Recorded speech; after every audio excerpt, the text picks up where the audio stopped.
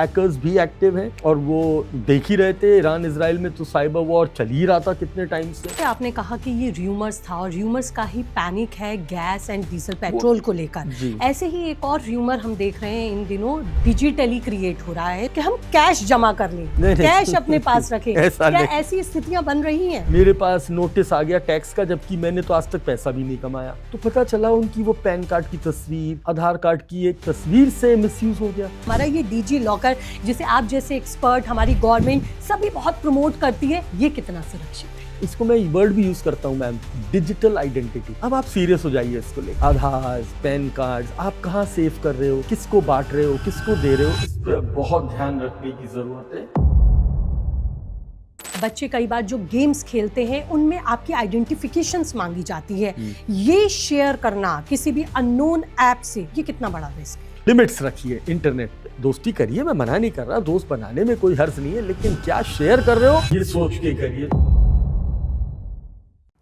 भारत में गैस तेल की शॉर्टेज, खाने की भी किल्लत होने वाली इन तमाम खबरों ने एक कॉमन मैन को परेशान कर दिया है। लेकिन आज के टाइम में एलपीजी, पेट्रोल, डीजल के साथ हम डिजिटल दौर में हैं। सब कुछ ऑनलाइन है और इंटरनेट हमारी बैकबोन बन चुका है।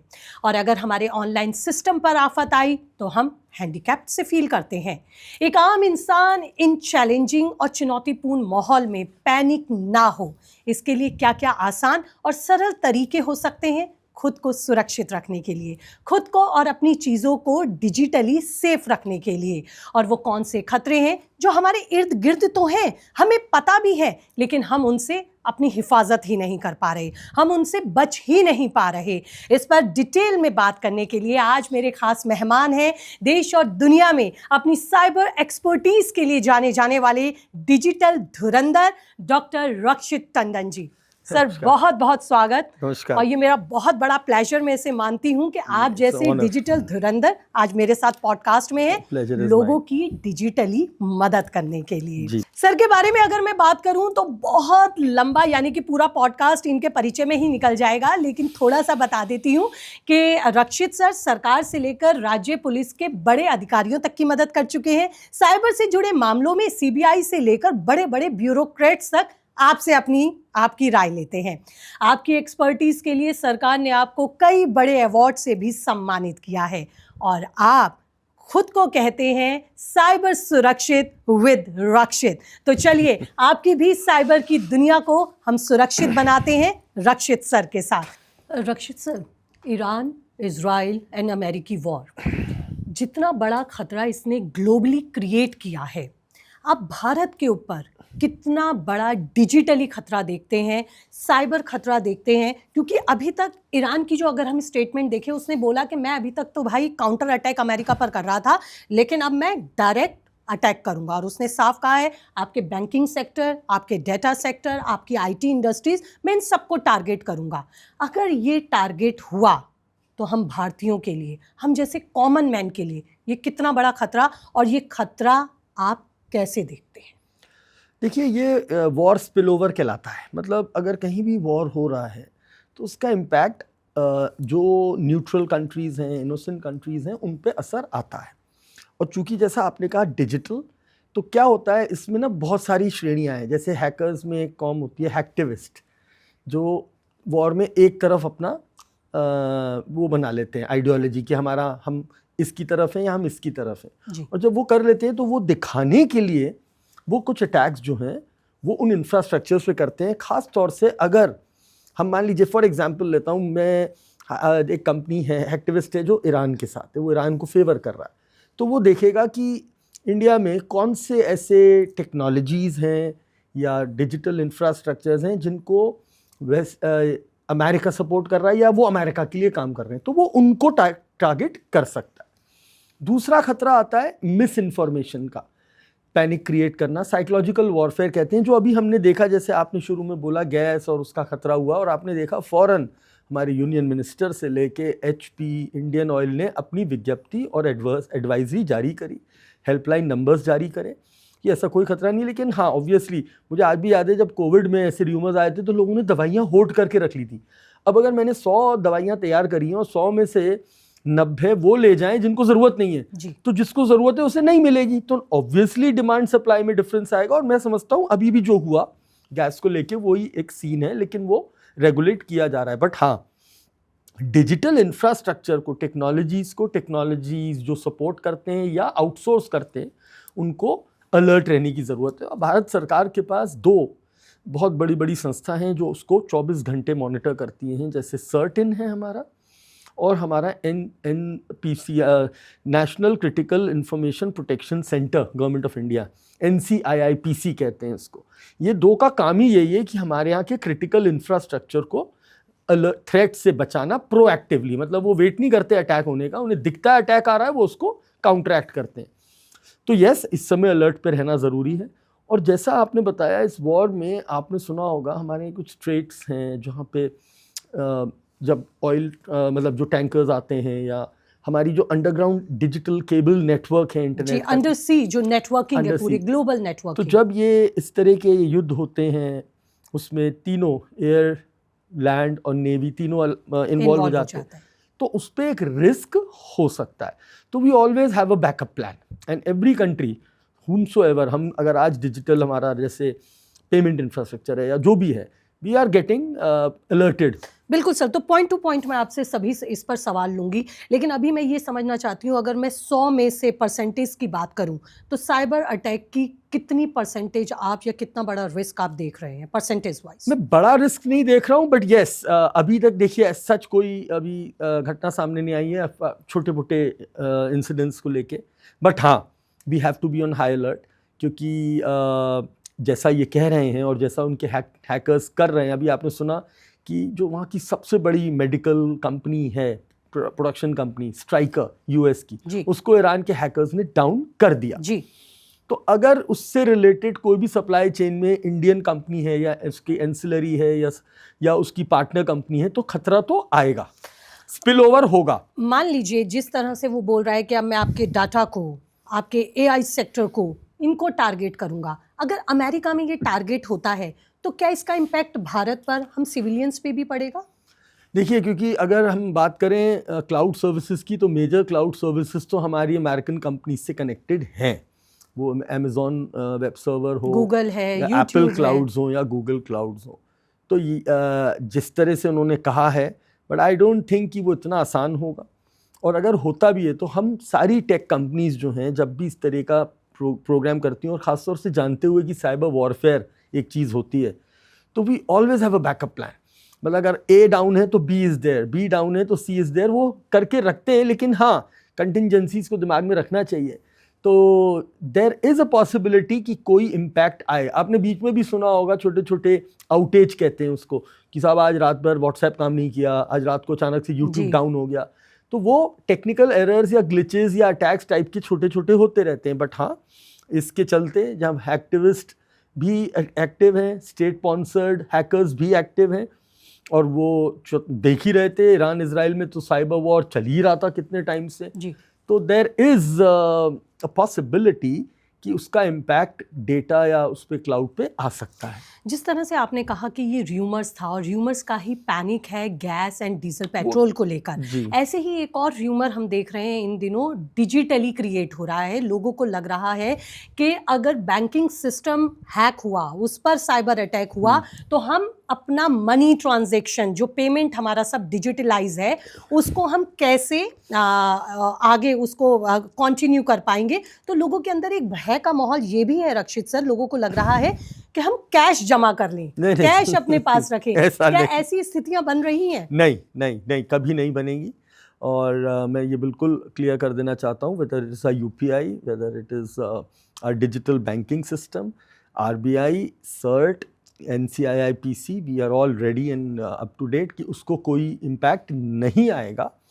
बट ये जो रूमर है वो तो देखिए, मेरे को अभी भी याद है जब ATM और मनी चेंज वाली प्रॉब्लम हुई थी, डिमोनेटाइजेशन हुआ था, तब भी यही हुआ था। और आपने देखा उसके बाद तक लोग अपने नोट आराम से चेंज कर पा रहे थे। लेकिन उस पैनिक मोड में लोगों ने कितना एक्स्ट्रा पैसा खर्च कर दिया, एक्स्ट्रा अजीब अजीब सिचुएशंस पैदा हुई, ATMs पे लड़ाई झगड़े। तो I don't want people to get into this. और प्लीज़, मैं आपके पॉडकास्ट के माध्यम से कहना चाहूँगा, मैं हमेशा इस चीज़ को फॉलो करता हूँ कि कोई भी मेरे पास इनपुट आता है, मैं भी सोशल मीडिया पे एक्टिव हूँ, मैं भी पब्लिक प्रेजेंस में रहता हूँ, तो मैं सबसे पहले अपने ऑफिशियल हैंडल से वेरीफाई करता हूँ।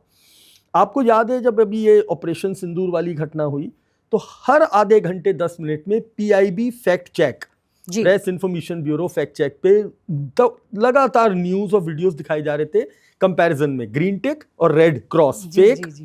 मतलब AI से नकली वीडियो बनाए जा रहे थे कि साहब इंडिया का कोई जहाज गिर गया, इंडिया में कहीं बम गिर गया, एंड वो AI जनरेटेड थे। लेकिन वही होता है कि जब आप एक चीज देखते हैं, हमारे यहाँ तो कोई देखता ही नहीं है, सोचता ही नहीं है, उसने देखा फॉरवर्ड कर दिया।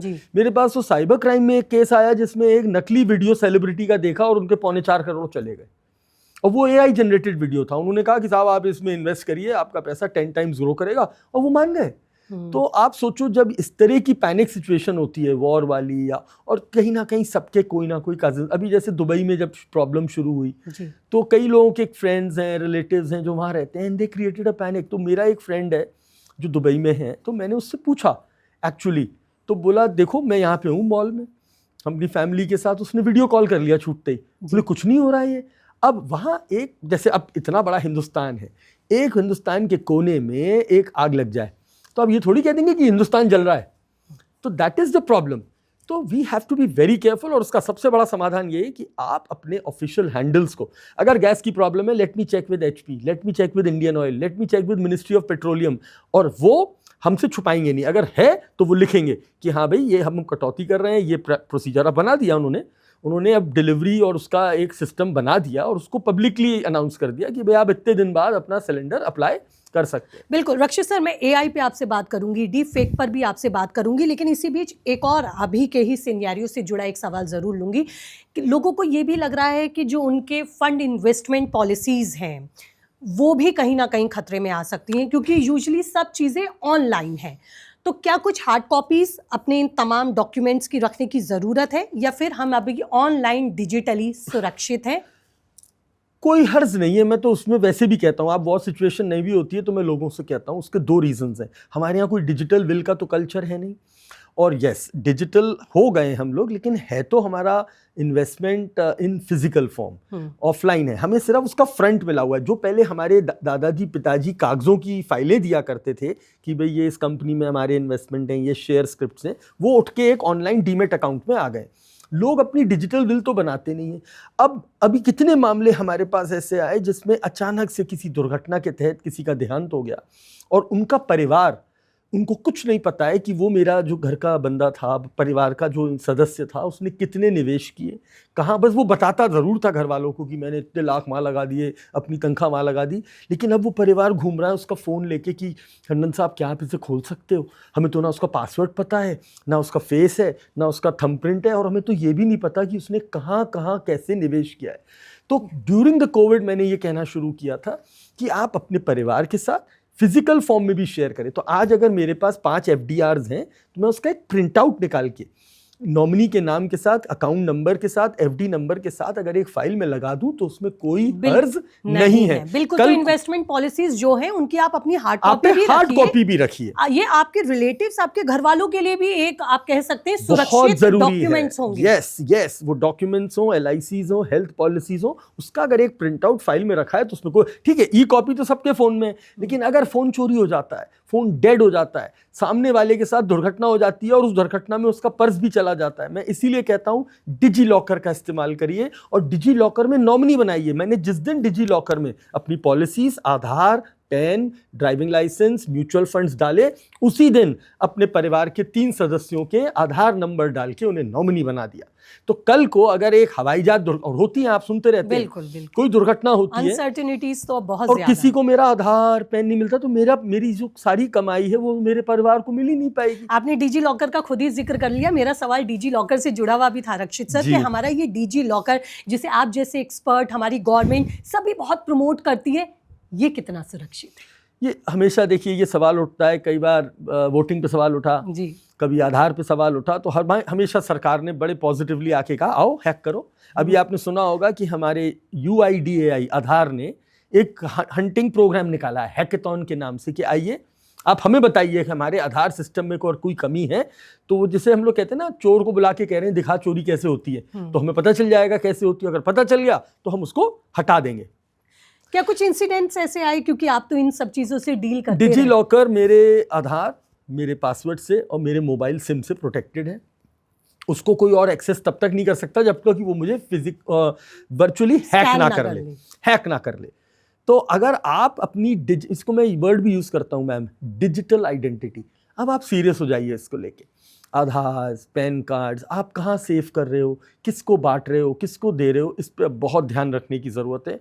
क्योंकि मैं जिस डिजिटल फ्रॉड की दुनिया को देख रहा हूँ, वहाँ पे तो मेरे पे ऐसे शरीफ लोग भी आते हैं, सर मेरे नाम से लोन चल रहा है, मुझे ही नहीं पता, मेरे पास नोटिस आ गया टैक्स का, जबकि मैंने तो आज तक पैसा भी नहीं कमाया। तो पता चला उनकी वो पैन कार्ड की तस्वीर, आधार कार्ड की एक तस्वीर से मिसयूज़ हो गया। तो आज की तारीख में इसीलिए आप देख रहे हैं हम लोग मल्टी फैक्टर ऑथेंटिकेशन पे काम कर रहे हैं, और 1 अप्रैल से अब ये डिजिटल पेमेंट्स पे भी लागू हो जाएगा, ये जो नया कानून आया है। तो आपको अपनी डिजिटल आइडेंटिटी का ध्यान रखना है। हम कभी भी अपनी फ़ोटो गैलरी में आधार और पैन सेव नहीं करते, अपनी फ़ोटो आईडी सेव नहीं करते हैं। क्यों? क्योंकि अगर कोई फ़ोन हैक हुआ तो फ़ोटो गैलरी जाएगी, और अगर गैलरी जाएगी तो उसमें उसको मेरा आधार या पैन अगर मिल गया तो वो उसका गलत इस्तेमाल कर सकता है। सर मैं देखती हूँ ऑनलाइन कई ऐसी ऐप्स होती हैं जो आपके फिंगरप्रिंट्स मांगती हैं, या बच्चे कई बार जो गेम्स खेलते हैं उनमें आपकी आइडेंटिफिकेशंस मांगी जाती है। ये शेयर करना किसी भी अननोन ऐप से, ये कितना बड़ा रिस्क है?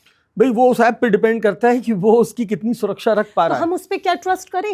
नहीं, तो अब उसके ट्रस्ट करने के लिए ही तो आज डेटा प्राइवेसी और डेटा प्रोटेक्शन एक्ट तैयार किया गया है, और उसकी लिमिट लाइबिलिटी उस कंपनी पे डाली गई है जो आपसे डेटा मांग रही है। तो अभी तक तो भारत सरकार के हमारे पास ऐसा कोई कानून नहीं था, जो अब 2023 में पहली बार इनैक्ट हुआ है।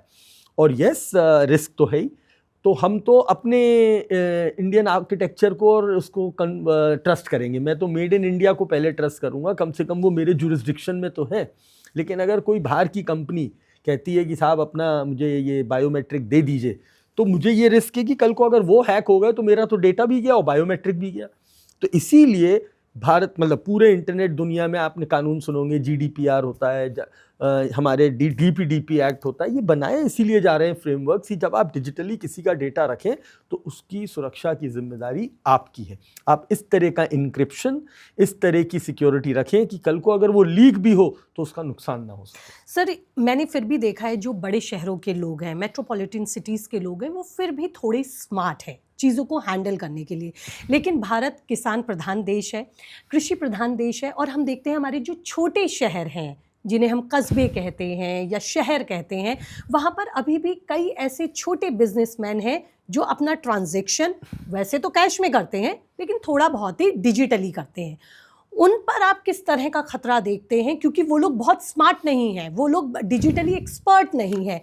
क्या उनसे रिलेटेड कभी कुछ ऐसे केसेस आपके पास आए जिनसे उन्हें सतर्क रहने की ज़रूरत है? आते हैं, बट मैं कहूँगा उनका वॉल्यूम फिर भी कम है। उनका ट्रस्ट लेवल बहुत हाई रहता है। हमारे यहाँ अगर आप क्राइम्स देखेंगे तो एक सॉफ्टवेयर इंजीनियर ऑनलाइन फ्रॉड में फंस गया, आप बताइए, उसे नकली और असली वेबसाइट का पता नहीं लगा, और वो एक नकली इन्वेस्टमेंट स्कैम में अपना पैसा लुटा बैठा। एक इंजीनियर साहब डेटिंग ऐप पे गए, वो वहाँ फंस गए, उनका 73 लाख रुपए चला गया। तो मैं अगर वॉल्यूम्स की बात करूं तो ये मैं इस बात को कॉन्ट्रडिक्ट करूंगा कि अर्बन में लोग स्मार्ट हैं इसलिए नहीं। देखिए, स्मार्ट होना और डिजिटली स्मार्ट होने में फ़र्क है, बिल्कुल ठीक है। और दूसरा, आज प्रॉब्लम क्या आ रही है कि अर्बन में जो हमारा हसल बसल है, हमारा जो इतना ज़्यादा एवरीथिंग इज़ ऑनलाइन, मेल आ रही है, अब मेल आ रही है, रक्षित टंडन देखा, रिप्लाई कर दिया, हम भी मोबाइल की स्पीड से चल लेंगे। अगर मेरा मोबाइल 100 नोटिफिकेशन 1 मिनट में दे रहा है तो मैं सोचता हूँ मेरा दिमाग भी वैसे ही चलेगा। ऐसे नहीं चलता है। आपने रक्षित टंडन की स्पेलिंग तो पढ़ी नहीं, वहाँ रक्षित टंडन की जगह रक्षित टोंडोन लिखा हुआ था, आपने ध्यान नहीं दिया। तो आज ये घटनाएं हो रही है ना, इतने सारे केसेस आ रहे हैं इम्पर्सोनेशन के, और फिशिंग कहते हैं हम लोग इसे, कि जहाँ वो बिल्कुल मिलती जुलता है, आपने बिस्लरी मंगाया वो बिलसरी ले आया, स्पेलिंग चेंज हो गई। तो जब ये घटनाएं हो रही हैं तो यस, अगर मैं रूरल में जाऊँ या फार्मर्स उसमें जाऊँ तो डिजिटल आइडेंटिटी थेफ्ट के मामले आ सकते हैं। उनका अनधिकृत तरीके से अंगूठा ले लिया, उसके मामले दिखाई देते हैं। तो उसके लिए भी भारत सरकार ने आज आपके फ़ोन पे आपको ये सुविधा दी है कि आप अपने आधार पे अपना बायोमेट्रिक लॉक करके रखिए। जब ज़रूरत हो अनलॉक करिए, वो सिर्फ 9 मिनट के लिए अनलॉक रहेगा, फिर अपना कार्यक्रम कर लीजिए और फिर अपने आप 9 मिनट में ऑटोमेटिकली लॉक हो जाएगा। तो हाँ, उनको जागरूकता करने की ज़रूरत है, क्योंकि अब उनके हाथ में भी स्मार्टफोन आ गया है। और स्मार्टफोन पे ये वाले जो खतरे हैं, जैसे अभी मैंने एक किसान जी के साथ हमारे मुलाकात हुई तो उन्होंने बताया कि साहब हमें वो किसी योजना के तहत एक व्हाट्सएप आ गया, उसमें लिखा था किसान योजना और एक फाइल थी .apk। हमें लगा कि ये किसान योजना हमारे फ़ायदे की, हमने जैसे ही क्लिक करा हमें तो पता ही नहीं चला, लेकिन हमारे फ़ोन का पूरा कंट्रोल चोर के पास चला गया, मेरे सारे OTP, मेरे सारे बैंक की डिटेल्स, और उसके बाद पता चला मुझे भारी नुकसान हो गया। तो ये अर्बन में भी हो रहा है और रूरल में भी हो रहा है।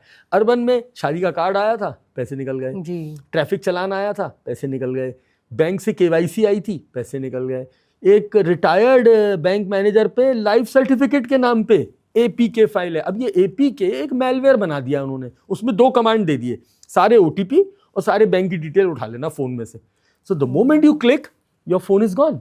उसमें एक सिस्टम लग जाता है, उसे कहते हैं SMS फॉरवर्डर। और ये बात आपको अब समझना ज़रूरी है कि इस पूरे डिजिटल इन्वायरमेंट में मेरा चाबी क्या है?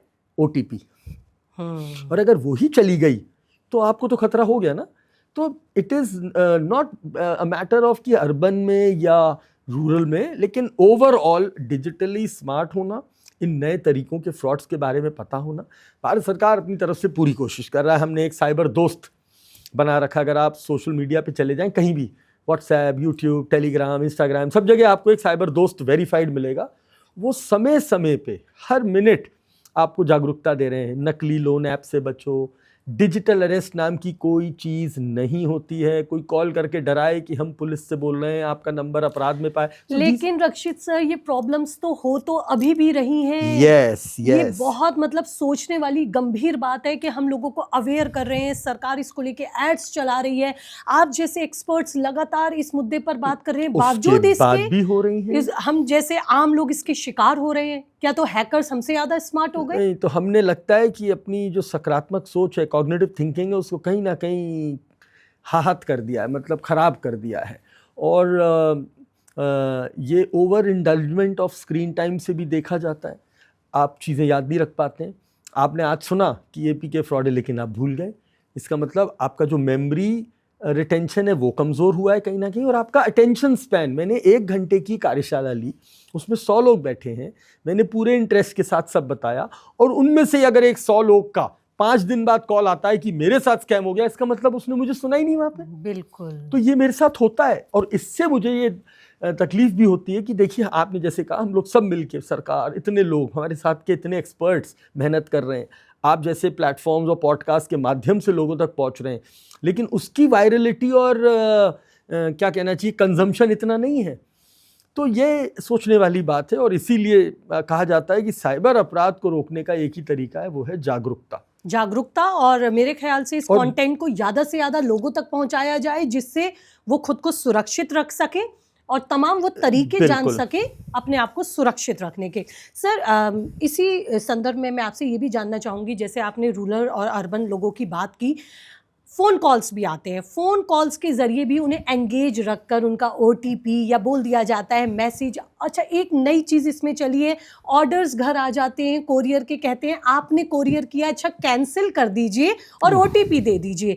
तो ये कौन कौन से ऐसे थ्रेट्स हैं, आप प्लीज़ अवेयर कीजिए इस बारे में लोगों को, और बताइए कि वो कौन कौन से थ्रेट्स पॉइंट्स हैं जिसके शिकंजे में आम लोग, हम जैसे लोग फंस सकते हैं। तो मैं आपको ना डबल तरीके से जवाब दूंगा। मैं पहले आपको थ्रेट बताऊंगा और फिर आपको सोल्यूशन भी साथ के साथ बताऊंगा। जी, बिल्कुल बिल्कुल। तो देखिए, सबसे पहले तो आजकल जो उस समय बहुत कॉमन चल रहा है कि आप पे कॉल आएगा कि मैं कोरियर से बोल रहा हूँ। अब आज की तारीख में सभी के घरों में रिश्तेदार कम और डिलीवरी वाले ज़्यादा आते हैं। और अब मैं यहाँ बैठा हूँ, मुझे भी पता है कि मेरे यहाँ 10-12 साइट्स तो ऐसी हैं जिनसे काम रोज़ चल ही रहा है, वो चाहे दूध मंगाने वाली हो या कपड़े मंगाने वाली हो या गैजेट्स मंगाने वाली हो। अब वो जो शॉपिंग का तरीका है वो लोगों का बदल चुका है। और हमारे परिवार में अगर 6 लोग हैं तो 6 लोग अपने फ़ोन पे बटन दबा रहे हैं, तो किसका पैकेट आ रहा है कोई किसी को बता नहीं रहा है। अब मैं व्यस्त बैठा हूँ, मेरे पे फ़ोन बजा, टंडन साहब बोले, हाँ आप यहाँ रहते हैं नोएडा में? मैंने, हाँ। ये आपका पैकेट है साहब, ये आपका घर नहीं मिल रहा है। तो मैंने, अरे भाई पैकेट पे एड्रेस लिखा है, रोज़ मेरे पैकेट आते हैं, ये मेरी सोच है। लेकिन सामने वाला कहेगा क्या हुआ? बोले साहब आपका घर नहीं मिल रहा है, मैंने आपको नंबर भेजा, आप जल्दी से उसे प्लीज़ कॉल करो और बताओ कि आप कहाँ हो। और वो जल्दी क्रिएट करेगा एक अर्जेंसी। आपके दिमाग में क्या ख्याल आएगा, बे यार किसी का घर का काम का पैकेट हुआ लौट गया तो मेरी जान को मुसीबत हो जाएगी, घर को खाना तो शाम को खाना ही है। तो उसने एक नंबर भेजा, वो नंबर देखने में *21* एक 10 डिजिट का नंबर और हैश लगा हुआ था। मैंने पूछा भी, मैंने ये नंबर कैसा? बोले ये कंपनी का नंबर है, ऐसे ही मिलेगा।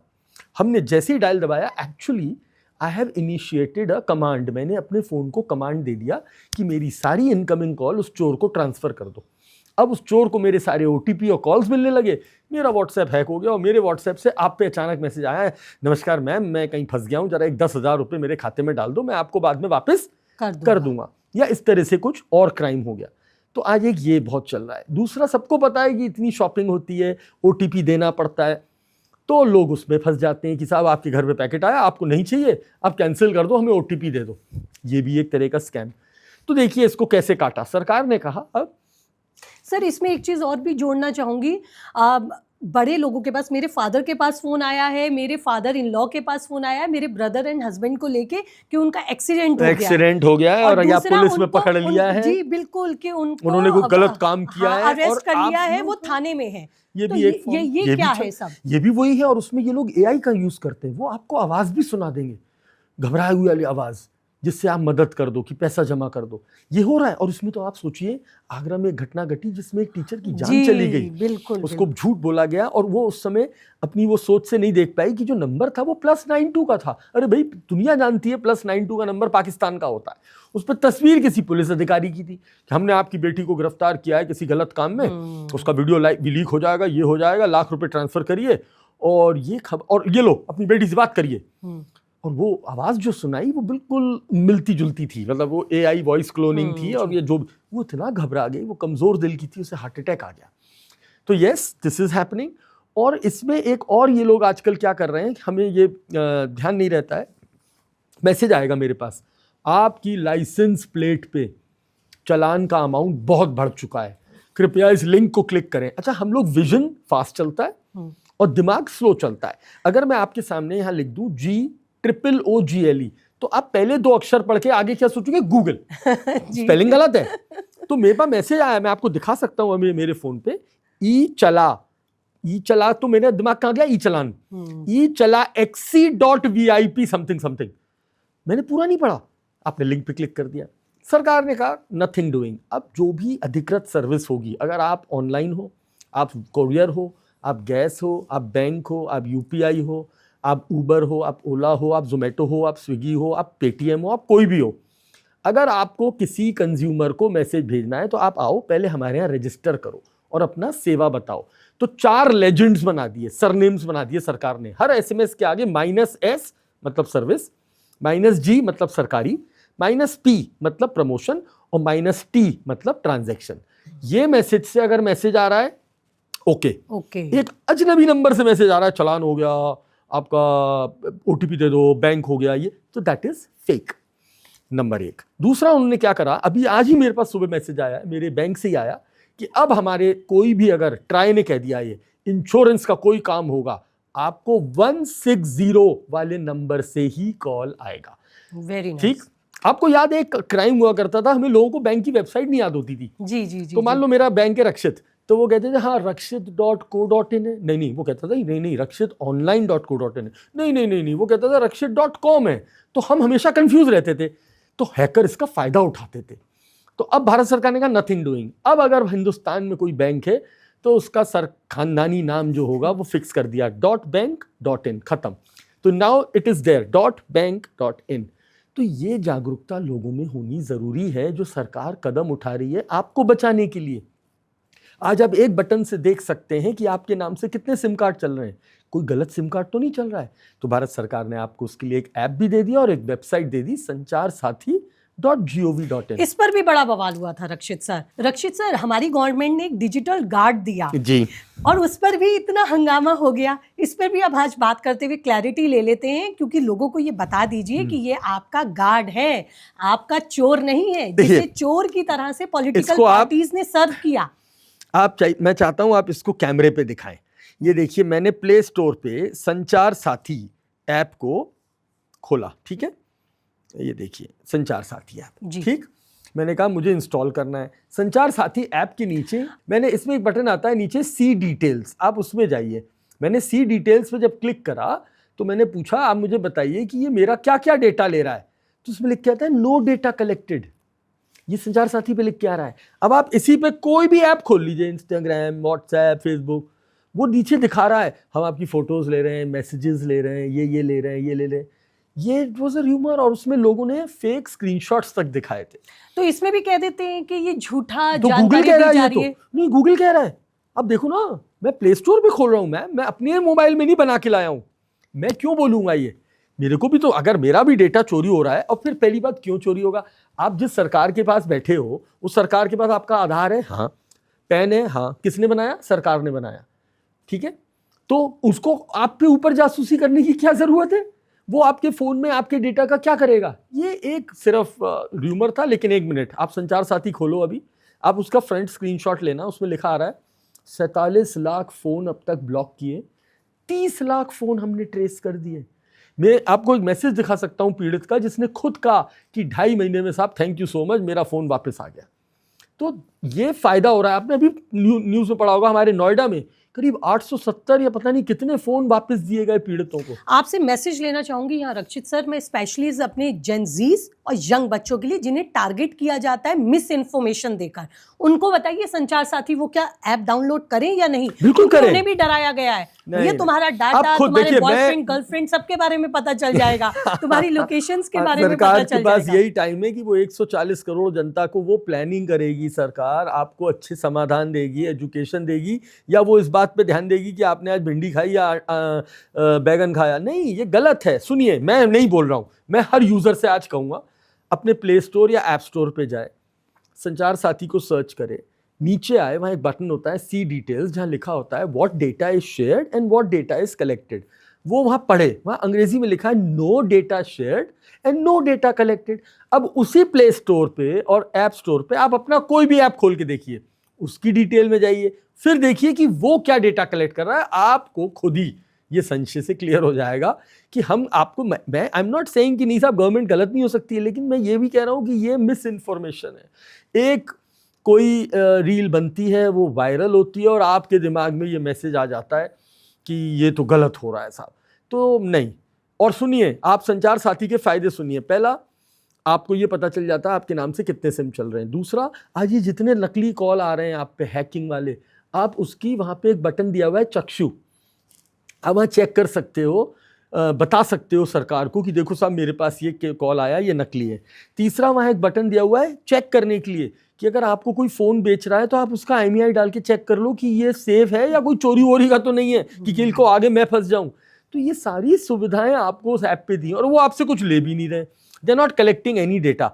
और उसके बाद ये र्यूमर बन जाता है, और उसका नुकसान क्या होता है कि जो हम फ्रॉड रोकने के लिए इन सुविधाओं का इस्तेमाल कर रहे हैं वो लोगों तक नहीं पहुंच पाती है। Rakshit sir, chatting apps, dating apps जिन्हें लोग अपने एंटरटेनमेंट के लिए यूज़ करते हैं, ये एंटरटेनमेंट एक्चुअल में कितना भारी पड़ता है? अभी एक केस आया, कोई डेटिंग ऐप पे गया, एक महिला से दोस्ती हुई, और वो इन्वेस्टमेंट स्कैम में उन्हें फंसाया, 73 लाख चले गए।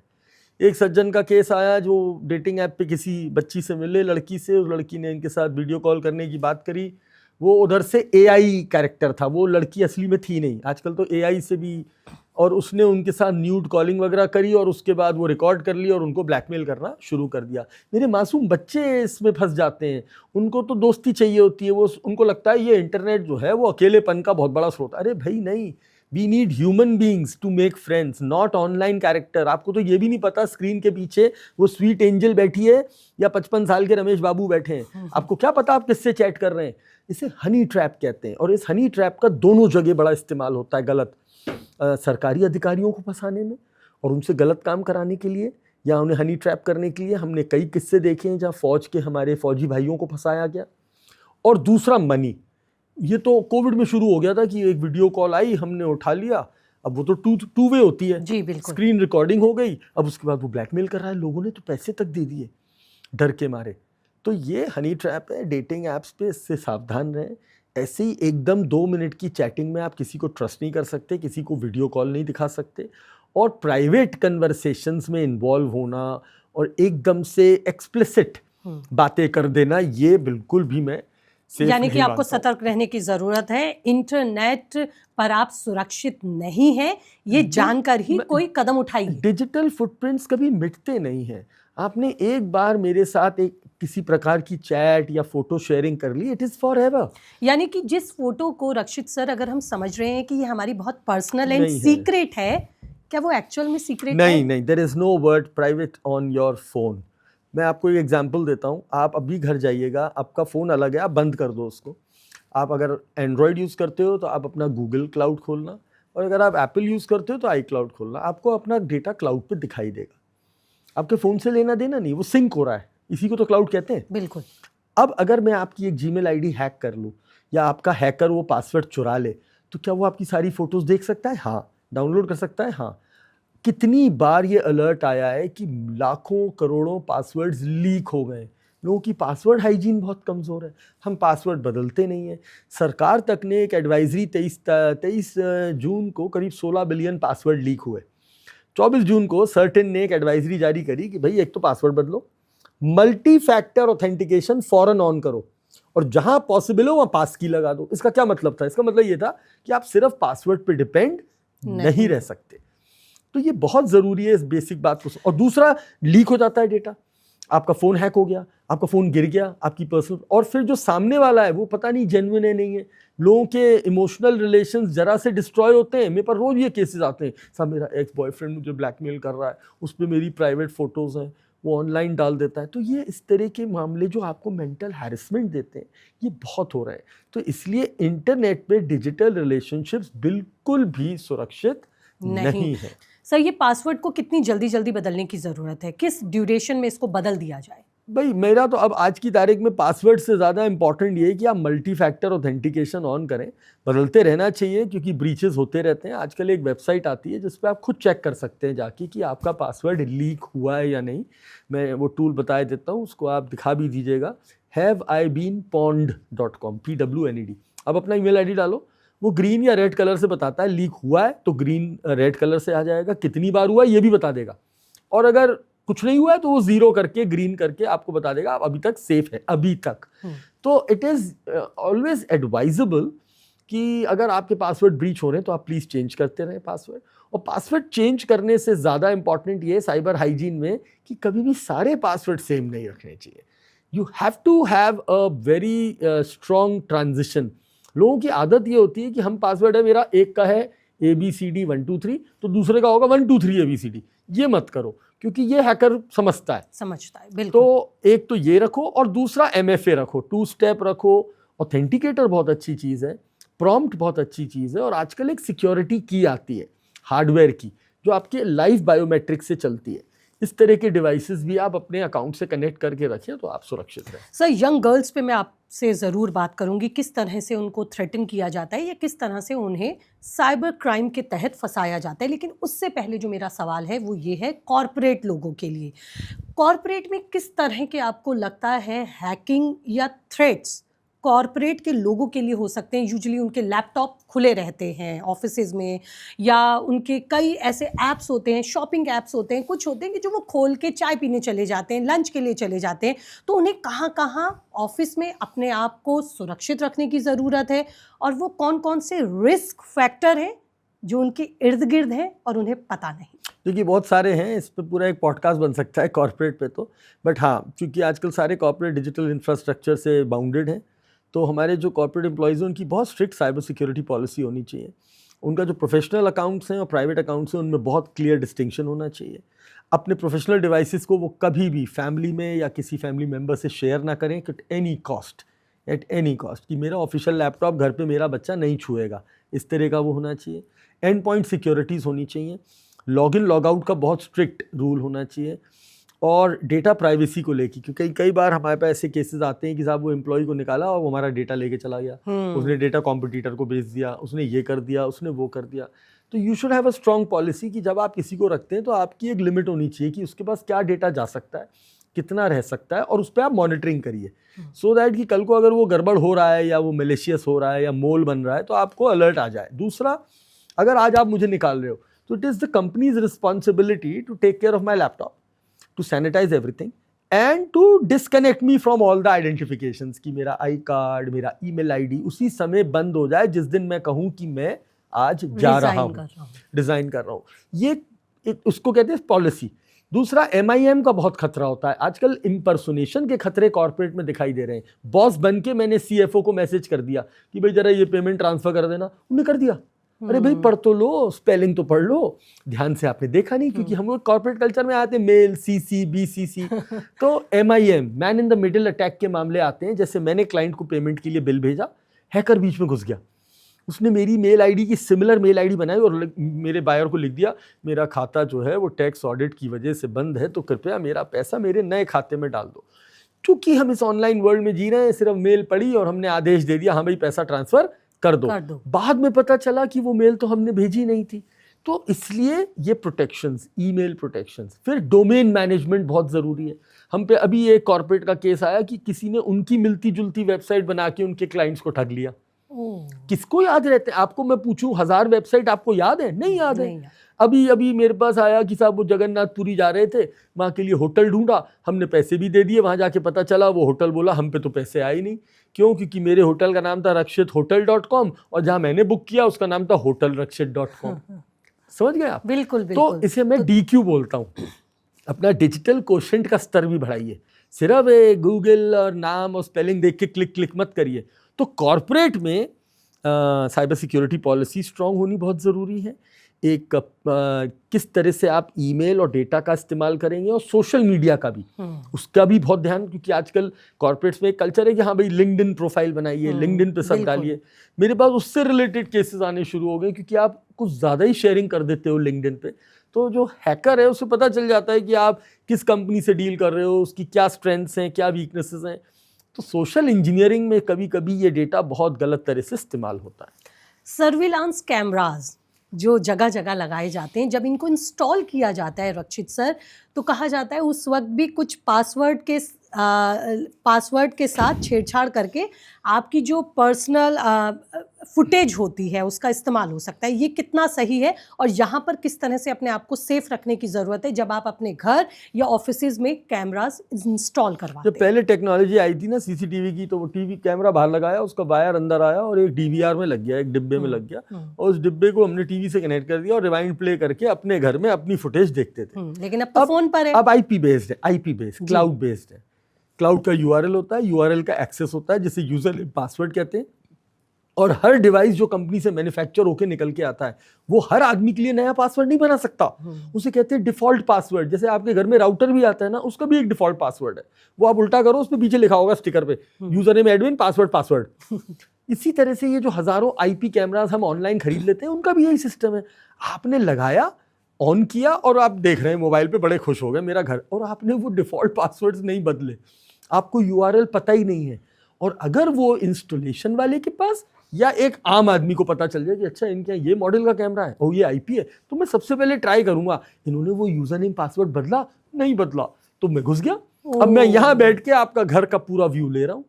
तो ये जो कैमरा हैकिंग, और फिर कई बार क्या होता है, कैमरे का भी एक सॉफ्टवेयर होता है, उसे कहते हैं फर्मवेयर। एक होता है हार्डवेयर, एक होता है सॉफ्टवेयर, एक होता है फर्मवेयर। तो हम लोग को जैसे सर्ट तो बहुत जल्दी एडवाइजरी देता है government of India, phones update करिए, एंड्रॉयड अपडेट करिए, क्रोम अपडेट करिए, OS अपडेट करिए, और नहीं करेंगे तो आप हैक हो जाएंगे। उसको हाई अलर्ट के नाम से निकालता है। इसी प्रकार से जो फर्मवेयर होता है ना, वो भी अपडेट होना चाहिए। तो वो खोलना ही नहीं आता है आधे से ज्यादा लोगों को। बिल्कुल। आप अपना लैपटॉप खोलिए, उसका एक डिफॉल्ट IP होता है, उसे खोलिए। इसकी बेस्ट प्रैक्टिसेस भारत सरकार ने अपनी एक वेबसाइट पे डाल रखी है, csk.gov.in, साइबर स्वच्छ केंद्र.gov.in। इसमें आप जाओगे, वहाँ पूरे मैनुअल्स बने हुए हैं। तो आप राउटर लगाओ, IP कैमरा लगाओ, प्लीज आप 3 चीजें इंश्योर कर लो। चलो एज अ लेमैन, हर आदमी नहीं कंप्यूटर इंजीनियर है, आप तो लेमैन हो, ठीक है, आपने IP कैमरा लगवाया, पहले तो उससे URL सिक्योर करो कि किस URL पे या किस ऐप पे देखा जाता है। उसका 3 एक्सेस यूजर नेम पासवर्ड है, उनको फौरन आप बदलो, उससे मत बदलवाओ जो लगाने आया है, क्योंकि अगर वो बदलेगा तो उसे पता है, उसे मत बताओ, आप बदलो, और उसके जाने के बाद भी बदल दो, और फिर उस पर वॉच रखो कि उसका एक्सेस कहाँ कहाँ है। आपको पता है हमारे सोशल मीडिया तक में ये ऑप्शन होता है कि आपने कहाँ कहाँ से लॉग इन किया हुआ है। आप भूल जाते हो, आपने आज ये फ़ोन बेचा, नया खरीद लिया, आपने इस फ़ोन को लॉग आउट ही नहीं किया, ये तो बिक गया। तो वहाँ पे इसे कहते हैं लॉग इन अलर्ट्स। आप जाओ वहाँ पे, वो दिखाता है। मैंने बल्कि अभी थोड़े दिन पहले अपने सोशल मीडिया पे एक स्पेशली रील डाली इस बात को लेके, क्योंकि कई लोगों की ये शिकायतें आती हैं, सर मैं जिससे भी चैटिंग करती हूँ ना किसी को पता चल जाता है। ऐसे थोड़ी हो सकता है, दैट मीन्स वो भी लॉग्ड इन है।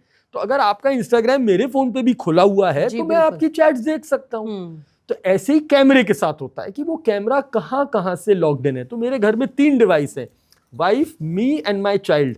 तो वो 3 लॉग इन दिखा रहा है, ठीक है, तीनों का नाम दिखा रहा है। मेरे पास आईफोन है, एक के पास सैमसंग है, एक के पास OnePlus है, तो वो दिखा रहा है। और वहाँ लिखा आ जाए कि वीवो, वहाँ लिखा आ जाए ओप्पो, और वो हमारे यहाँ है ही नहीं, that means something is wrong. तो ये खुद की समझ होनी चाहिए कि कभी भी कोई भी IoT लो आप, उसमें प्लीज ये चीज़ों का ध्यान रखें। रक्षित सर, यंग गर्ल्स के बारे में यहाँ ज़रूर मैं बात करना चाहूँगी, अपनी जेनजीज के बारे में बात करना चाहूँगी। उन्हें किस तरह से सोशल मीडिया पर टारगेट किया जाता है? सबसे सेंसिटिव मुझे लगता है ये मैटर होता है उन बच्चियों को फ्रेंडशिप के नाम पे फंसा लेना। इन बच्चों को कितना सेफ रहने की ज़रूरत है और ये कैसे अपनी सुरक्षा को सुनिश्चित करें? मैं बच्चों से कहना चाहूँगा कि आप ना इंटरनेट को एक्सपेरिमेंट मत समझो, ये एक्सपेरिमेंट करने की जगह नहीं है। दूसरा, आप इस वर्चुअल बबल से बाहर आओ कि आपकी ज़िंदगी लाइक्स और कमेंट्स से गवर्न होती है, कि लाइक्स और कमेंट्स के लिए आप कुछ भी कर सकते हो।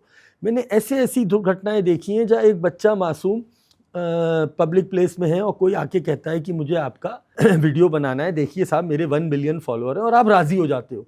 और उसके बाद जब वो वीडियो सामने आता है तो वो बड़े गलत तरीके से प्रोजेक्ट होता है, और फिर वो बच्चा आके मुझसे कहता है, सर मैं बेवकूफ़ था, मुझे नहीं पता था, मैंने तो हाँ कह दिया, लेकिन देखो मेरे को बड़ा ट्रॉमा हो रहा है इस वीडियो से। अभी एक रैंडम वीडियो साइट पे मेरा बच्चा जाता है, किक लेने के लिए कुछ भी बोलना शुरू कर देता है, गंदी गंदी बातें। उसे नहीं पता होता है वो रिकॉर्ड हो रहा है, उसे नहीं पता होता है कि उसे सोशल मीडिया पर डाला जाएगा, और अब वो बच्चा हैरान हो रहा है। तो जब मैं ऐसी घटनाएं सुनता हूँ, और फिर ये भी सुनता हूँ कि साहब मेरा एक फ्रेंड था, मैंने उससे चैट किया, उसने मेरी फ़ोटोज़ मांगी, मैंने भेज दी, उसने मेरी पर्सनल फ़ोटोज़ मांगी, मैंने वो भी भेज दी, अब हमारा ब्रेकअप हो गया, अब वो मुझे ब्लैकमेल कर रहा है। मम्मा पापा को नहीं बता सकता क्योंकि वो थोड़े नैरो माइंडेड हैं, वो मुझे मार देंगे, मेरी पढ़ाई रुकवा देंगे, ये कर देंगे। अरे मैंने भाई तुमने ये बेवकूफ़ी करी क्यों? So that is my message is very clear बच्चों, आपके डिजिटल फुटप्रिंट्स कभी नहीं मिटते। आज आप एक यंग फ्रेंजी मूड में हो, फ्रेंड्स के साथ, तो आपको लग रहा है दिस इज़ वेरी कूल, लेकिन जिस दिन आप में मैच्योरिटी आती है, आप लाइफ के एक अगले पड़ाव पे पहुंचते हो, तो पता चलता है आपको वो पीछे की तस्वीरें हॉन्ट करने लगती हैं। Exactly. आपको पता चलता है कि इस वेबसाइट पे आपकी कोई गलत तस्वीर पड़ी है, एंड देन आप लोग दिमाग खराब होता है। तो बच्चों मैं आपसे ये कहना चाहूँगा, ये वर्ड हमेशा याद रखो कि डिजिटल फुटप्रिंट्स कभी मिटते नहीं हैं, नंबर 1। नंबर 2, आज हमारे पास सारे रिड्रेसल मैकेनिज्म्स हैं। आज हमारे पे एक ऐसी वेबसाइट है कि चलो हमसे गलती हो गई, चलो हो गई, बिल्कुल। हमने एक फ्रेंड को गलत फोटो भेज दिया और अब वो हमें परेशान कर रहा है। तो हम पे एक ऐसा प्लेटफॉर्म है जहाँ पे आप उस फोटो की हैश वैल्यू अगर दे दो तो वो पूरे इंटरनेट से उसको हटा सकता है।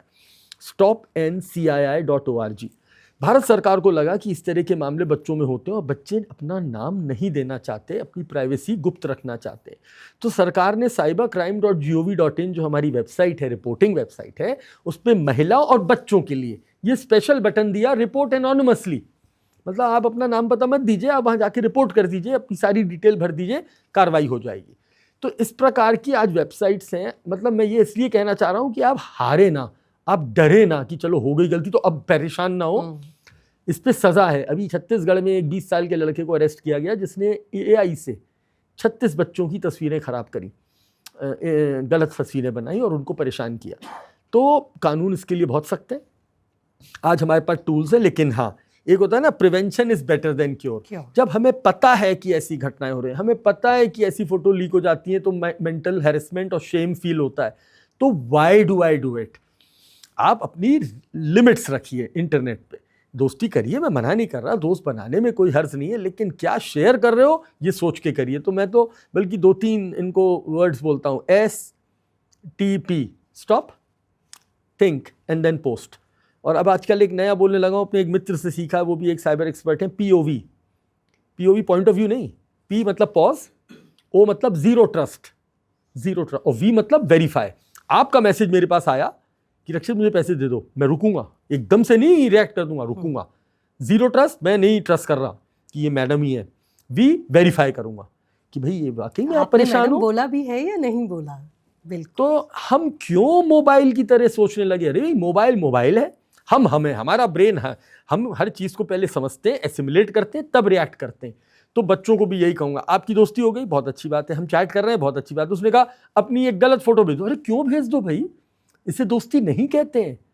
तो बस ये मैं चाहूंगा। और हाँ, अगर चलो गलती हो गई है तो ये भी मैं बोलना चाहता हूं कि समाधान है, और अगर गलती हो गई है तो उस समाधान का आप इस्तेमाल करके अपने आप को इस परेशानी से निकाल सकते हैं। और कानून भी है उसको सजा दिलाने का, यानी कि आप उसकी गलती पर कंप्लेन कर उसके लिए सजा के लिए भी आगे बढ़ सकते हैं। रक्षित सर, जल्दी से, क्योंकि बहुत अच्छी आपसे बातचीत हुई है, मैं मानती हूँ इतनी प्रोडक्टिव बातचीत है, अगर वाकई कोई सुनेगा तो उसे इतना खजाना डिजिटल वर्ल्ड, साइबर वर्ल्ड का मिलेगा कि वो खुद सोचेगा कि इतने सब टूल्स या इतना सब कुछ मौजूद है मेरी खुद की सुरक्षा के लिए भी। रक्षित सर, एआई के दौर में हम हैं, इसे भी एक बहुत बड़ा खतरा बताया गया है। एआई मैनिपुलेटेड पिक्स भी होती हैं जिनका अंतर समझना बड़ा मुश्किल होता है, और इसको इस्तेमाल करके लोगों को फंसाया जाता है, लोगों को थ्रेट्स किए जाते हैं। कैसे समझें कि ये एआई मैनिपुलेटेड पिक्स है या रियल है? जल्दी से डिफरेंस बताइए। देखिए, कुछ आउट ऑफ द बॉक्स हो रहा है तो you have to give it a second thought. मैंने जो बोला ना, पीओवी, रुको, जीरो ट्रस्ट करो। एकदम से आपने एक वीडियो देखा और आपने उस पर रिएक्ट कर दिया, ये नहीं होना चाहिए। हाँ, एआई को एआई के टूल्स तोड़ रहे हैं। आज की तारीख में ऐसे हजारों टूल्स आ गए जिनसे आप एक फौरन फोटो या वीडियो को डिटेक्ट कर सकते हो कि वो रियल है या फेक है, वो एआई जनरेटेड है। तीसरा, आपने सुन लिया होगा कि भारत सरकार ने अभी रिसेंटली अपने कानून में एक तब्दीली करी और ये कहा कि अगर कोई गलत एआई जनरेटेड वीडियो होगा तो पहली बात उसे 3 घंटे में हटाया जाएगा। और सोशल मीडिया कंपनीज को ये हिदायत दी कि अगर कोई एआई जनरेटेड है तो आपको नीचे फ्लैग करना होगा कि ये एआई जनरेटेड है। तो आजकल कई लोग एआई से अच्छे वीडियोस भी बनाते हैं, अच्छा कंटेंट भी बनाते हैं, तो आपको ये क्लैरिफाई करना होगा कि ये एआई जनरेटेड है। तो एक वेबसाइट मैं उदाहरण के तौर पे नाम दिए देता हूँ, ऐसे तो हजारों हैं, आप गूगल करेंगे मिल जाएंगे, उसमें लिखा भी होता है डीप फेक डिटेक्टर कहते हैं। तो आप गूगल पे ढूंढेंगे तो आपको हजारों टूल्स मिलेंगे, उनमें एक है deepware.ai, deepware.ai। अगर आप इस वेबसाइट का इस्तेमाल करें तो वो आपको ये फ्लैग कर देगा कि ये जो आप वीडियो देख रहे हैं वो असली है या नकली, एआई जनरेटेड है। लेकिन हाँ, इन्वेस्टमेंट के नाम पे कि आपका पैसा 10 गुना हो जाएगा, ऐसे कोई वीडियोस आप सेलिब्रिटी के देखते हैं। जैसे अभी पीछे हमारी जो फाइनेंस मिनिस्टर है, उनका एक नकली वीडियो बन गया था कि आप 21,000 रुपये लगाएं और इतने लाख रुपए कमाएं। एक हमारे जो क्रिकेटर हैं बड़े मशहूर, कोहली साहब, उनका बन गया था कि आप इस गेम को डाउनलोड करें, इसमें 500 रुपये लगाएं, 8,000 रुपये। अभी सदगुरु जी का बन गया था, वो तो कोर्ट भी चले गए थे इसके लिए। तो ऐसे केसेस आ रहे हैं। तो जब आपको ये जागरूकता है कि ऐसा हो सकता है तो प्लीज़ आप एकदम से किसी कंटेंट को ट्रस्ट ना करें, वेरीफाई करें और तभी आगे उसको बारे में सोचें। नन्हे बच्चों की जल्दी से बात कर लेती हूँ। गेम्स की दुनिया में अपने आप को खेलता हुआ वो समझते हैं, मासूम होते हैं, लेकिन उनकी मासूमियत से उन खेलों के पीछे, उन गेम्स ऐप के पीछे कोई और उनके साथ खेल रहा होता है। ये कितना बड़ा खतरा, बच्चों को हम अपने कैसे सुरक्षित रखें? नहीं, बिल्कुल खतरा है। जब मेरा बच्चा बाहर जाता है खेलने तो मम्मी को पता होता है कि बी ब्लॉक के मल्होत्रा आंटी के बेटे के साथ खेल रहा है, लेकिन जब वो ऑनलाइन 10,000, 1 लाख, 10 लाख लोगों के साथ खेल रहा होता है तो हमें नहीं पता होता है कि कौन उसके साथ खेल रहा है। आपने कई गेम्स के नाम सुने होंगे, प्रेडिटर्स वर्ड सुना होगा कि ये बहुत ज़्यादा बढ़ रहा है। Call in duty something, call of duty है, फ्री फायर है, रोब्लॉक्स है, बच्चे क्रेजी हैं। ठीक है, कई कंट्रीज़ ने बैन कर दिया है। पेरेंट्स को मैं ये कहना चाहूँगा कि जैसे मैं अपने 9 साल के बच्चे को गाड़ी नहीं देता चलाने के लिए, 9 साल के बच्चे के लिए शादी नहीं करवाता हूँ, इसी प्रकार से आप 9 साल के बच्चे को 17+ गेम क्यों खेलने देते हो? तो गलती यहाँ से शुरू होती है। आप हब कोई भी गेम डाउनलोड करोगे ऐप स्टोर, प्ले स्टोर पे, उसकी नीचे एज रेटिंग दी होती है। यहाँ पे पेरेंट्स का ये फ़र्ज़ बनता है कि बच्चा वही गेम कंज्यूम करे जो एज अप्रोप्रिएट है। दूसरा, ऑनलाइन दोस्ती पे बिल्कुल ध्यान नहीं देना है हमें। उसके गेम एक एंटरटेनमेंट है, एंटरटेनमेंट की तरह रहना चाहिए। ये नहीं कि वो 8-8 घंटे, 9-9 घंटे खेल रहा है, क्योंकि WHO तक ने कहा है कि गेमिंग डिसऑर्डर एक डिजीज़ बन सकती है जब बच्चों का एडिक्शन हो जाता है। तीसरा, इन गेम्स में कभी भी अपना फ़ोन नहीं देना चाहिए पेरेंट्स को, क्योंकि उनमें हर गेम्स में पेमेंट का एक इन्वॉल्वमेंट होता है। आप पासेस खरीद सकते हो, नेक्स्ट लेवल। अभी एक 6 क्लास के बच्चे के 14 लाख रुपए खर्च कर दिए अपने मम्मी पापा के, और वो डर के मारे उसने सुसाइड कर लिया लखनऊ के अंदर। तो ये दुर्घटनाएं सुनते हैं तो बड़ा दुख होता है। और ये बात तो अब हर जगह बात हो रही है कि बच्चों के लिए सोशल मीडिया पे एज की पाबंदी होनी चाहिए। कुछ कंट्रीज ने तो लॉ बना दिए, ऑस्ट्रेलिया ने बना दिए। तो हम बनाए या ना बनाए ये हमारी अपनी समझ है, लेकिन इतना तो मैं हमेशा कहता हूं कि आप एक 9 साल के बच्चे को सोशल मीडिया पे या 6 साल के बच्चे को मत लाइए। हर चीज़ की एक एज लिमिट है, उसको फॉलो करिए। नंबर 1, स्क्रीन टाइम लिमिटेड रखिए, बच्चे के साथ कम्युनिकेशन बनाइए, बच्चे को टाइम टू टाइम खतरे के बारे में बताइए। सिर्फ मोबाइल की दुनिया में अकेला मत छोड़िए, और मोबाइल को एज अ सब्स्टिट्यूट मत दीजिए कि आज अब आपके पास समय नहीं है, आप उससे बात नहीं कर सकते, तो ले भाई तू यूट्यूब देख ले या कोई कंटेंट देख ले। हर कंटेंट में एज रेटिंग वार्निंग होती है, और मेरी प्रॉब्लम एज से शुरू होती है क्योंकि वो डिजिटल डाइट है। वो कंटेंट अंदर जा रहा है, गार्बेज इन गार्बेज आउट, और फिर हम शिकायत कर रहे हैं, हो देखो आजकल के बच्चे कैसे हो गए, कैसी भाषा में बात करते हैं, कैसी हरकतें करते हैं। वो नहीं कर रहे हैं, उनको जो दिया जा रहा है वो रिफ्लेक्शन बाहर आ रहा है आपके सामने। तो उस तरह से अगर आप मेंटेन करें बच्चे की डिजिटल डाइट को, तो हमारी समस्याएं दूर हो जाएंगी। हाँ, प्रेडिटर्स हैं तो ये गेम्स के अंदर आपको एज अप्रोप्रिएट होना चाहिए, अननोन लोगों से दोस्ती नहीं करनी है, और उनको अपनी प्राइवेट बातें नहीं बतानी है, और उनके द्वारा भेजे गए किसी लिंक या बटन को क्लिक नहीं करना है। रक्षित सर, जल्दी से जानना चाहूंगी वो कौन सी ऐप हैं जो हम सब, आपके मेरे फ़ोन में होनी ही चाहिए, जो हमें सुरक्षा देंगी, हमें गार्ड करेंगी और आज के एआई और इस साइबर क्राइम वर्ल्ड के लिए हमें सुरक्षित रखेंगी? देखिए, बहुत सारे थर्ड पार्टी ऐप्स आते हैं जो अपने आप को एंटीवायरस क्लेम करते हैं। कोई भी एक अच्छा एंटीवायरस अगर आप रखना चाहें तो रख सकते हैं। कुछ के नाम बताइए। भारत सरकार का जैसे एक टूल है, CSK पे आप जाएंगे, csk.gov.in, उस पर एक M कवच करके है, वो CDAC ने, हमारे भारत सरकार की CDAC ने बनाया है। वो आपको मोबाइल पे सुरक्षित रखता है। कई बड़े बड़े ब्रांड्स हैं, जैसे नॉर्टन है, क्विक हील है, इनके भी टूल्स आते हैं एंटीवायरस। लेकिन उससे ज़्यादा इंपॉर्टेंट ये है कि आप अपनी हाइजीन अच्छी रखें। अगर आप एक अननोन ऐप डाउनलोड नहीं कर रहे हैं, आपने अपनी प्राइवेसी सेटिंग स्ट्रांग रखी हुई है। जैसे व्हाट्सएप में एक नया फीचर आ गया सिक्योरिटी का, स्ट्रिक्ट सेटिंग, अगर आप वो ऑन कर लें तो कोई अननोन आदमी आपको APK या अटैचमेंट या वायरस भेज ही नहीं सकता। तो अगर आप अपने टूल्स और एप्लीकेशंस की सुरक्षा रखेंगे तो आपको बाहर से थर्ड पार्टी सुरक्षा की ज़रूरत नहीं पड़ेगी। लेकिन फिर भी मैंने जैसे बताया, M कवच अच्छा ऐप है, संचार साथी अच्छा ऐप है। संचार साथी के आने से एक तो हमारे को ये पता रहता है कि हमारे नाम से कितने सिम चल रहे हैं, और अगर कल को कोई फ़ोन वोन चोरी हो जाए तो उसे ढूंढने में आसानी होती है। आप इमीडिएटली कोई स्पैम कॉल को रिपोर्ट कर सकते हैं, तो उससे वो ब्लॉक किया जा सकता है। और जैसे 1-2 ऐप्स हैं, ट्रू कॉलर है, वो हमें बता देता है कि हाँ भाई ये स्पैम कॉल है, ये नकली कॉल है। तो और अपने फ़ोन्स को अपडेटेड रखें, ऑपरेटिंग सिस्टम्स अपडेटेड रखें, जो ऐप्स आप चलाते हो उन्हें अपडेटेड रखो, और अननेसेसरी परमिशंस मत दो। अननेसेसरी परमिशंस मत दो। आपको हर परमिशन में 3 ऑप्शन मांगे जाते हैं, always, only when in use, never. आप अपना सिलेक्शन अपनी अकल से करें। Thank you so much doctor Rakshit Tandon ji, इतनी वैल्यूएबल इंफॉर्मेशन शेयर करने के लिए। आपसे बातचीत के बाद मुझे लग रहा है इस पॉडकास्ट को मैं जल्दी से जल्दी ऑन एयर करूं, जिससे लोगों को इसका फ़ायदा मिले, लोगों को पता लग सके कि इस AI और डिजिटल वर्ल्ड में हमें खुद को कैसे सेफ रखना है और इसको हम एक्चुअली किस तरह से इंजॉय भी कर सकते हैं। Thank you so much sir for giving your valuable time to us. Thank you so much. Thank you sir. एक मैसेज और दीजिए। मैं यही कहना चाहूँगा कि आज की इस इन्फॉर्मेशन के ज़माने में, जहाँ हमारे फ़ोन के स्क्रॉल के ऊपर इन्फॉर्मेशन आती है और हर तरह की इन्फॉर्मेशन आती है, प्रॉब्लम ये हो गई है कि हम लोग इतना मोबाइल बाइंडेड हो गए हैं कि हम अपनी बात दूसरों तक शेयर नहीं करते। एक ज़माना था जब हम घर से बाहर निकलते थे तो हमारे पिताजी हमें पहले बता देते थे कि आज ये 3 तरह की घटनाएं हुई हैं, तो वो जागरूकता पूरे परिवार में चली जाती थी। आज हम लोग आपस में ही बात नहीं करते हैं। तो मेरा ये कहना है कि आप अपनी डिजिटल डाइट को बेटर बनाएं।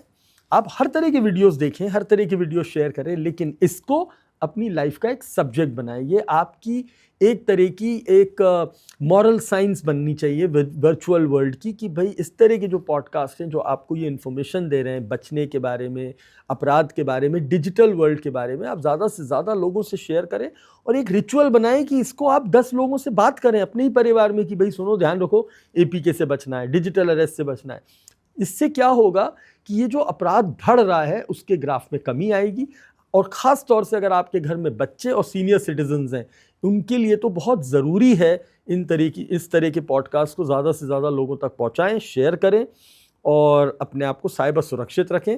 और मैं हमेशा यही वर्ड बोलता हूं, मैं आज फिर बोलूँगा, साइबर सुरक्षित विद रक्षित। आप ज़रूर देखिए और सेफ रहिए। Thank you so much. Thank you ma'am.